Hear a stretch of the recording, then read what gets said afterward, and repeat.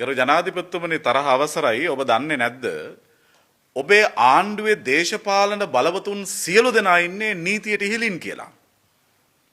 දන්නේ නැත්නම් මම පුද්ගල නාම ලේඛනයක් සහ සිද්ධි ලයිස්තුවක් ඔබතුමාගේ කාරුණික දැන ගැනීම පිණිස මතක් කරන්න කැමතියි. ඔබේ ආණ්ඩුවේ කන්ටේනර්ස් මගඩියට අදාළ දේශපාලන බලවතුන් සියලු දෙනා ඉන්නේ නීතියට ඉහළින්.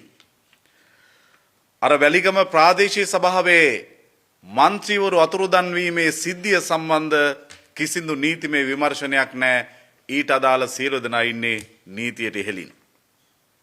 ලක්ෂයක් මරලා හරි බලය රැකගන්නවයි කියලා දුරකථනයෙන් තර්ජනය කරපු මාලිමාවේ කඩුවෙල නගරාධිපති රංජන් ජයලාල් ඉන්නේ නීතියට ඉහළින්.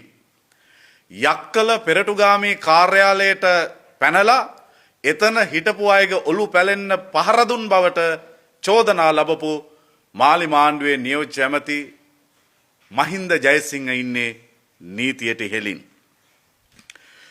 පාස්කු ප්‍රහාරයට අදාළව පාස්කු ප්‍රහාරය වළක්වා ගැනීමට අසමත් වීම සම්බන්ධ චෝදනාව ලබලා ඊට අදාළව අපරාධ චෝදනා යටතේ නඩු පැවරිය යුතු යයි චෝදනාවට ලක්වුණු රවි සෙනවිරත්න ඉන්නේ මේ ආණ්ඩුවේ නීතියට ඉහළින්.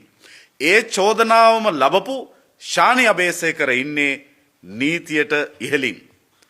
කංශ වගාවක් ගැන චෝදනාවක් ආපු අවුරුදු කීපයක අත්හිට වූ සිරදනුවමක්ද ලබා සිටපු රත්නපුරේ මාලිමා මන්ත්‍රී ශාන්ත පත්මකුමාර ඉන්නේ නීතියට ඉහළින්.